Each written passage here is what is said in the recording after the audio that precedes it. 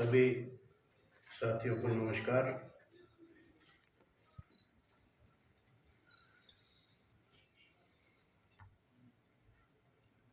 Company secretaries के कार्यक्रम में आने का मुझे आज धनंजय शुक्ला जी के कारण से सौभाग्य मिला है।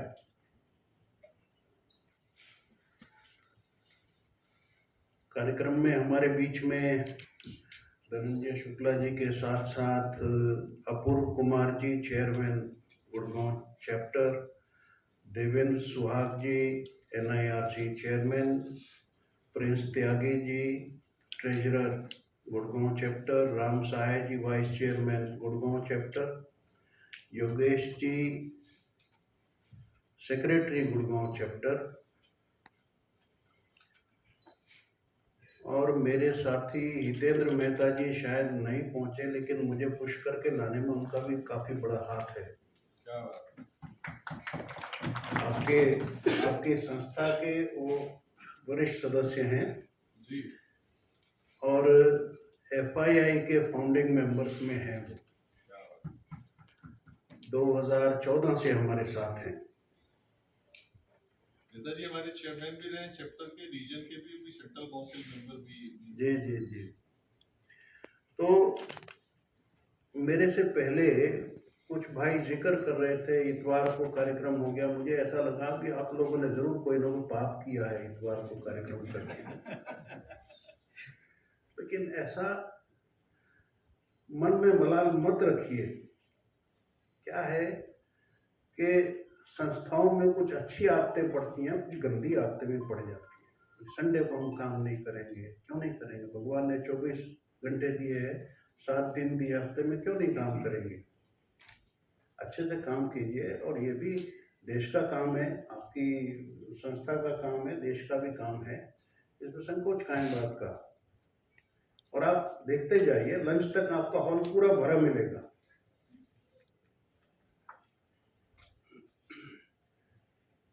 किसी भी संस्था की मेंबरशिप जो है लोग लेते हैं,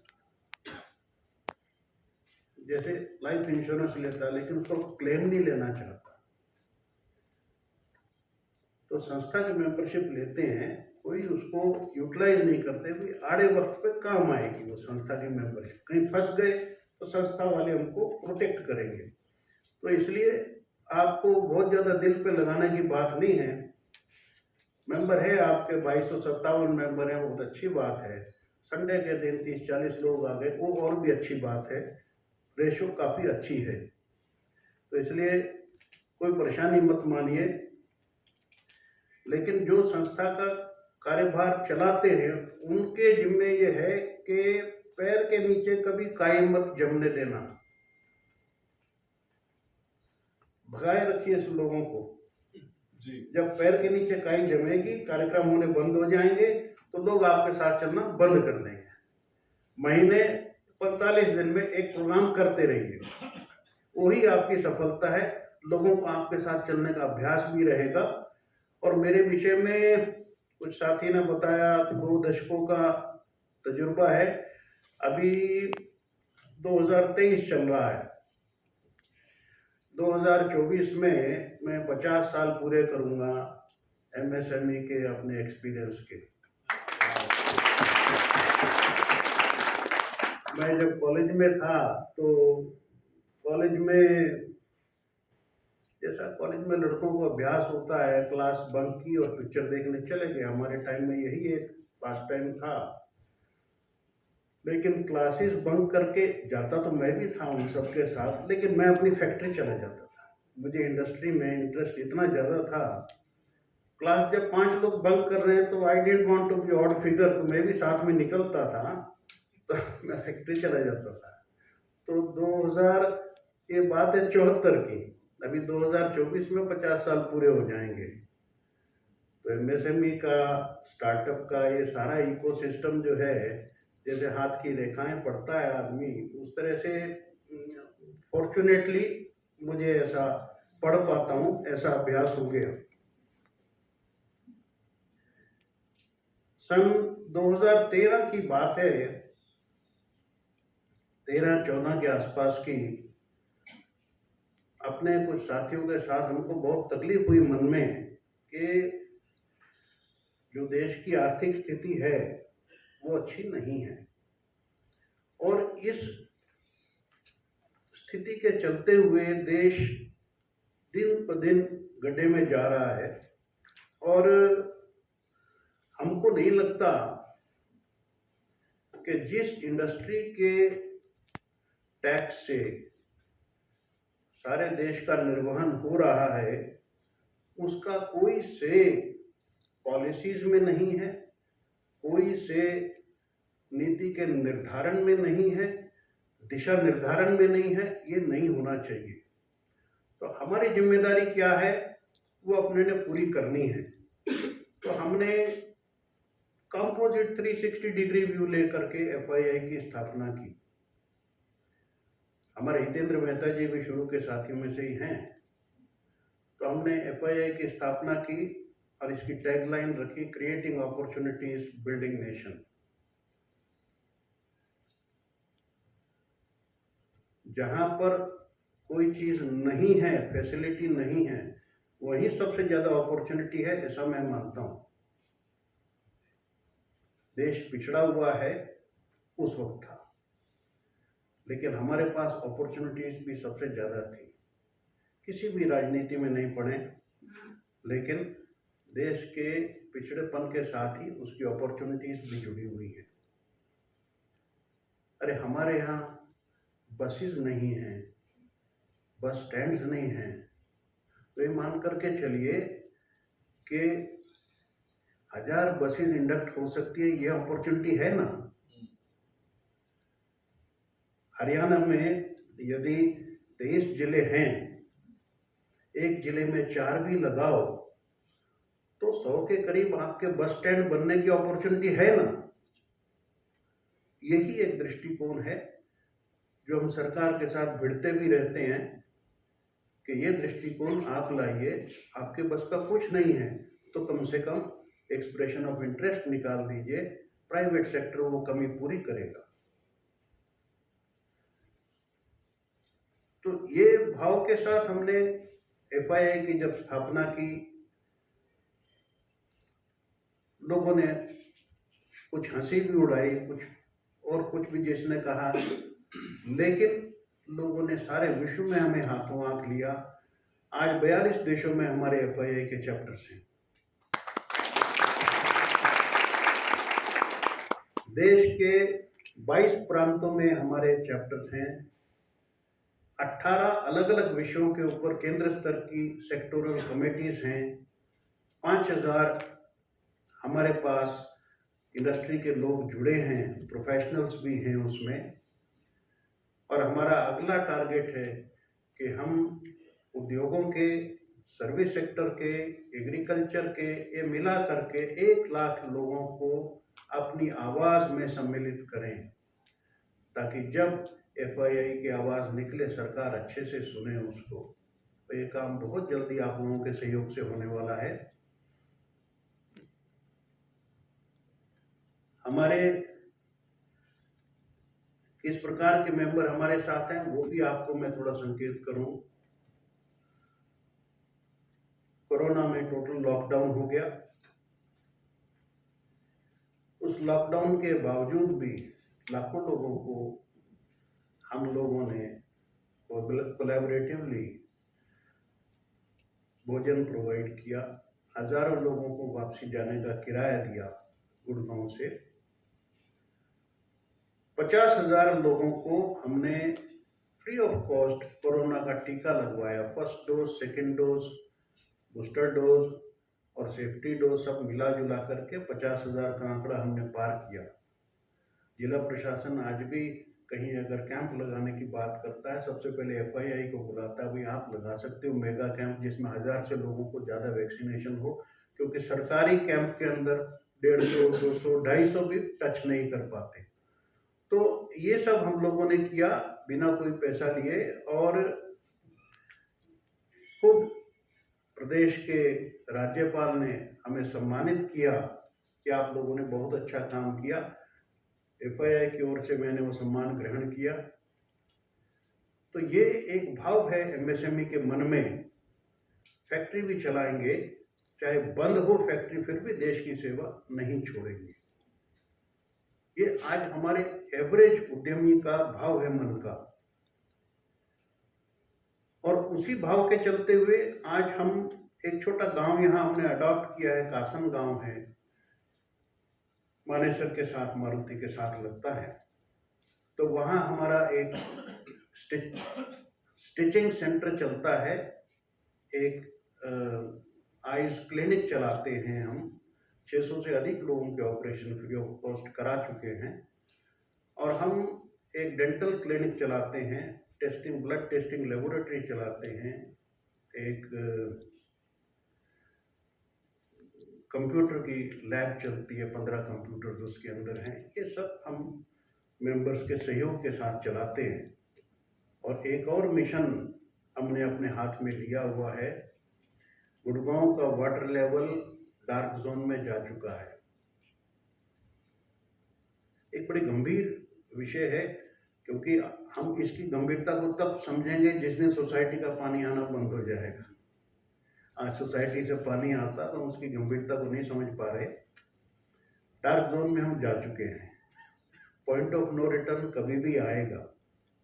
उससे पहले हमारा जो दायित्व है देश के लिए, धरती माँ के लिए, उसको हम पूरा करने में लगे हैं। हमने अपने कंधों पे, हमें किसी ने कहा नहीं है लेकिन हमने जिम्मा उठाया है कि 3000 कम से कम कुओं को रिचार्ज करेंगे हम, रेन वाटर वेल्स को रिवाइव करके रिचार्ज करेंगे।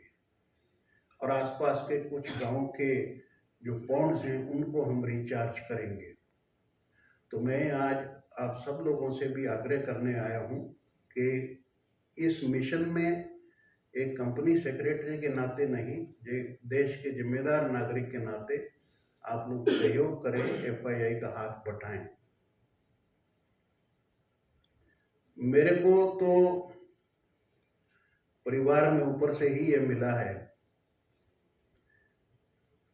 पिताजी ने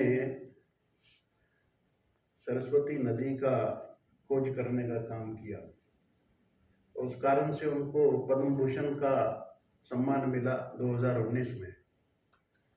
जीवन के 40 वर्ष उन्होंने सरस्वती नदी के लिए लगाए। 2021 में शरीर उनका पूरा हो गया, लेकिन उनसे प्रेरणा लेकर के हम लोग भी इस काम में लगे हैं कि जितना अपने सामर्थ्य में है वो हम काम करेंगे। इस मिशन का नाम हमने मिशन जलधारा लिया हुआ है। जो हमारे साथी हाथ बटाना चाहें, कार्यक्रम के बाद मुझे जरूर मिलने का समय ना हो, अपूर्व जी से, धनंजय जी से नंबर लेकर के संपर्क कर सकते हैं 24/7। चलिए, ये तो एफआईआई की बात हुई। अब मैं दूसरी बात आपसे करना चाहूँगा, वो देश के अर्थतंत्र के बारे में करना चाहूँगा। देश अभी कहाँ है, किस दिशा में जा रहा है, हमारे कॉम्पिटिटर्स कौन कौन से हैं। हर एक के धंधे में कॉम्पिटिटर होते हैं ना, हमारे कौन से हैं। हमारा पहला कॉम्पिटिटर है चाइना, जिसकी $19.5 ट्रिलियन की इकोनॉमी का साइज है। दूसरा कॉम्पिटिटर है अमेरिका, जिसकी इकोनॉमी का साइज $27 ट्रिलियन है। चाइना के बाद एक तो जो लोग होंगे, उसको आप इग्नोर भी कर सकते हो, क्योंकि वो बहुत जल्दी पीछे छूटने वाले हैं। देश में 2014 में जब सरकार का परिवर्तन हुआ, उस समय $2 ट्रिलियन की हमारी इकोनॉमी का साइज था।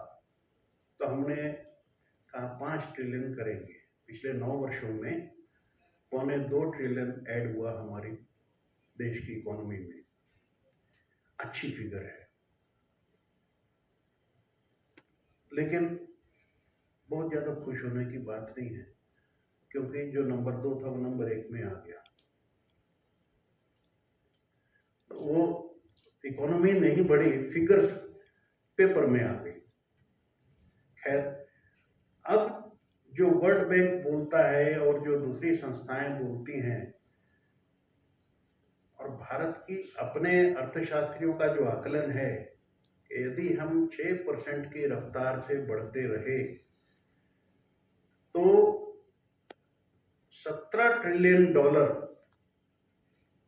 अगले 23 साल यानी 2047 में भारत के 100वें जन्मदिन पे हमारी टर्नओवर का साइज $17 ट्रिलियन हो जाएगा।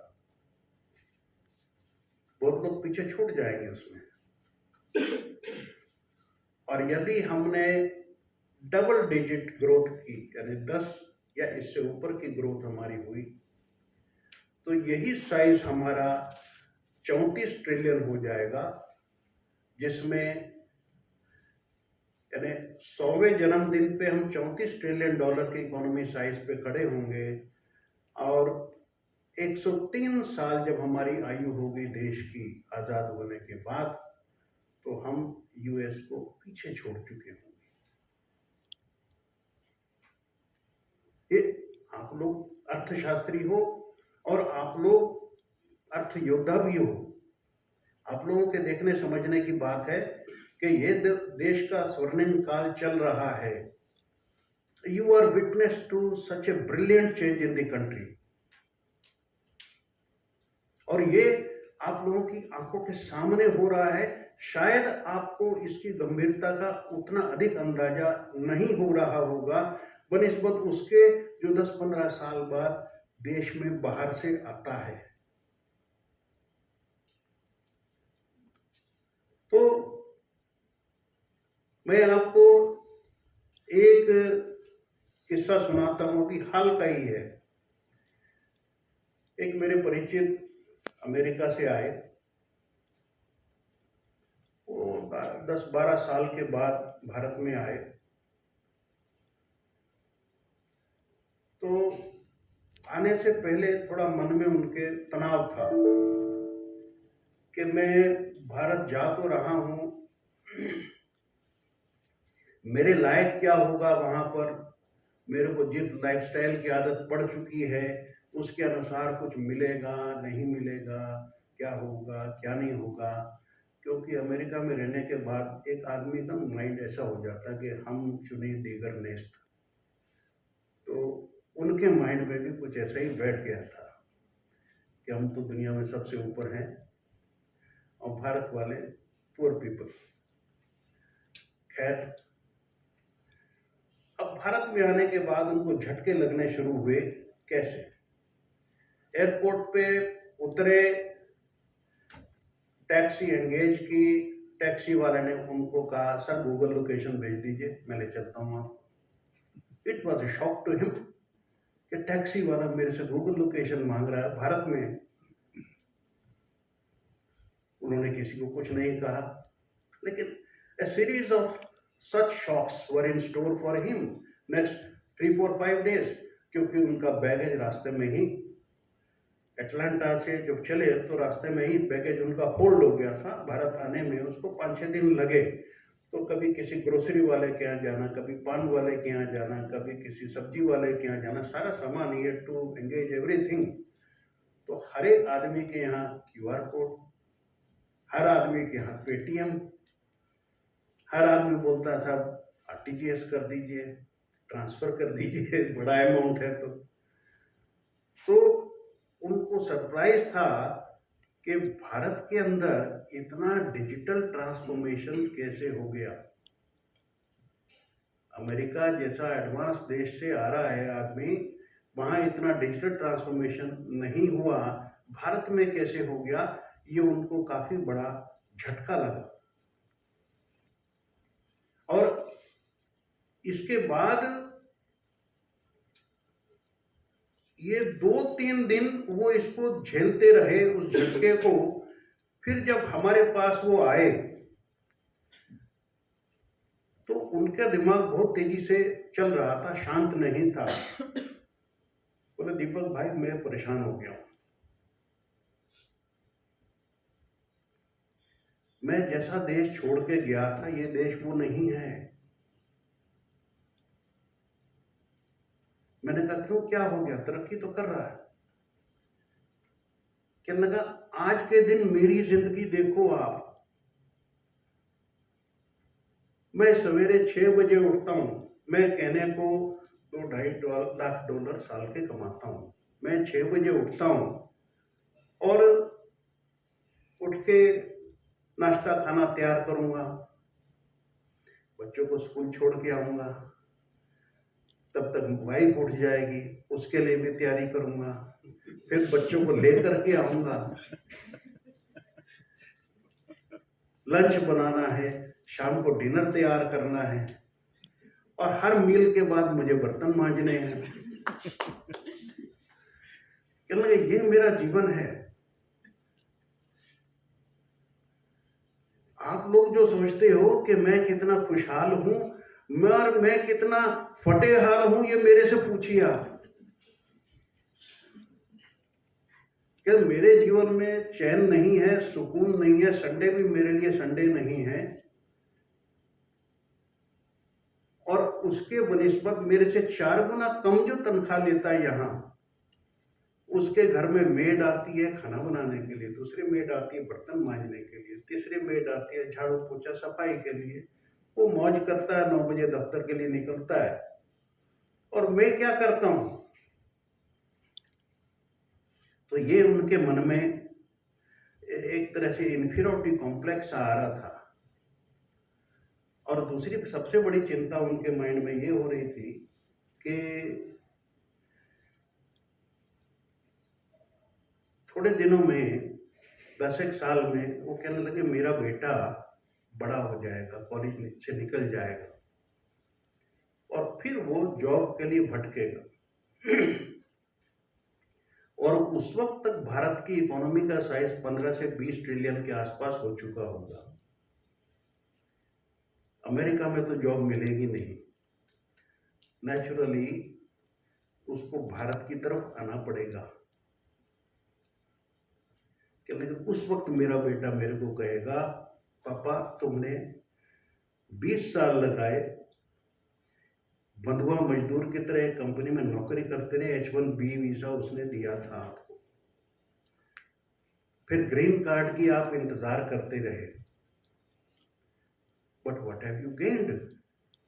While all the action was taking place in India, why were you away?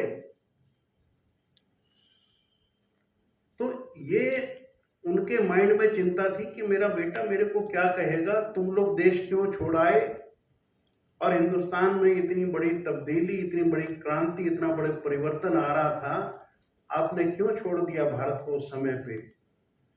You should have been a part of that change. America आके कोई आपने अच्छा काम नहीं किया, सिवाय इसके कि जो बच्चे पैदा हुए वो अमेरिकन सिटीजन हैं।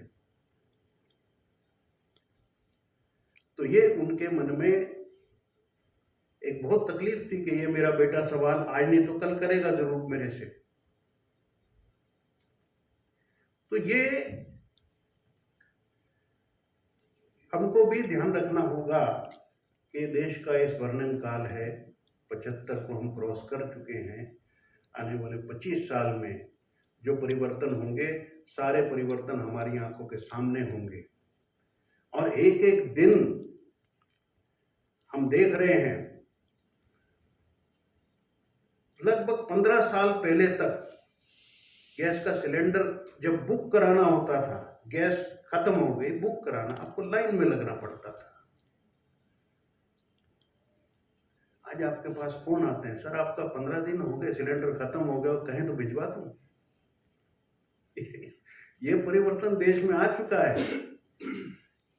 आपको कुल मिलाकर के 30 सेकंड लगते हैं, फोन के ऊपर बटन दबाया कॉल सेंटर में और आपका सिलेंडर बुक हो गया। भारत में आज टेलीफोन, डेटा, वर्ल्ड के एट पार चल रहे हम, कहीं पर भी पिछड़े नहीं हैं। अब 20-30 साल पहले सांसदों का एक ही काम था, गैस के सिलेंडर की पर्ची लिखना, अपने सपोर्टर्स को देना, जाओ भाई गैस का सिलेंडर लो, फिर दूसरी चिट्ठी लिखना BSNL के मैनेजर के नाम, या भाई इसको टेलीफोन अलॉट कर दीजिए। वो दिन कहाँ गए? आपको हमें याद भी नहीं रहेंगे। बच्चे तो हमारी हंसी उड़ाएंगे कि भाई ऐसा भी समय होता था देश में। तो एक टीम है देश में जो इन परिवर्तनों की तरफ ध्यान कर रही है, जमीन से जुड़ करके ये सारे परिवर्तन कर रही है, एक एक चीज में दिमाग लगा रही है, सोच लगा रही है। और कोई बड़ी बात नहीं, थोड़े दिनों बाद अगर बिजली जाएगी तो बिजली कंपनी की तरफ से हर जाने का क्रेडिट नोट आपके पास आ जाएगा कि साहब आधा घंटा बिजली गई थी, उसका चेक मैं इतने अमाउंट का भेज रहा हूँ आपको। तो ये भारत देश में होने वाला है बहुत जल्दी। तो जो लोग प्लानिंग के अंदर हैं, पॉलिसी प्लानिंग के अंदर हैं, वो इसी दिशा में सोच रहे हैं। वो देश को 5 ट्रिलियन की तरफ नहीं ले जाने की सोच रहे हैं, वो देश को 35 ट्रिलियन पे ले जाने की सोच रहे हैं। उनकी सोच वहां तक काम कर रही है, दुनिया में अपने को नंबर 1 कैसे बनना है। आज के दिन में, पास्ट में आप क्या थे, it does help, it does matter, क्योंकि आपके पास ट्रेडिशनल नॉलेज, ट्रेडिशनल विजडम वहां से डिराइव आप करते हैं। लेकिन आज कहाँ खड़े हैं ये बहुत ज़रूरी है जानना हमारे लिए। भविष्य का मार्ग आज जहाँ खड़े हैं और जो हमारी सोच है उससे आगे भविष्य का मार्ग निर्धारित होने वाला है। तो आप लोग भी जानते हैं सारे, ये जो ट्रांजिशन पीरियड है ना बीच का, इसके अंदर यानी हम आगे बढ़ने की जब बात करते हैं, ये चेक करो यहाँ पिलफरेज ना हो, ये चेक करो यहाँ पिलफरेज ना हो, तो ना चाहते हुए भी कंप्लायंस का बर्डन बहुत ज़्यादा चार्टर्ड अकाउंटेंट भी फील करते हैं, और कंपनी सेक्रेटरीज भी फील करते हैं, और एंटरप्रेन्योर्स भी फील करते हैं। मैं अधिक चार्टर्ड अकाउंटेंट्स के विषय में या कंपनी सेक्रेटरीज के विषय में नहीं कह सकता। एज एंटरप्राइज में समझता हूँ कि कंप्लायंस का बर्डन बहुत ज़्यादा है, और ख़ासतौर पे एक सर्टेन स्टेज तक एमएसएमई के ओनर को वो सारा बर्डन अपने कंधों पे लेना पड़ता है, और उसके कारण से जो समय प्रोडक्टिव होना चाहिए वो कंप्लायंस पूरा करने में उसका निकलता है। मेरे पीछे शायद बाद में आए डॉक्टर शैलेंद्र व्यास, जेनेटिक साइंटिस्ट हैं, एफआईआई में हमारे स्टार्टअप कमेटी को चेयर कर रहे हैं। शैलेंद्र जी खड़े हो जाइए अपने स्थान पे। ये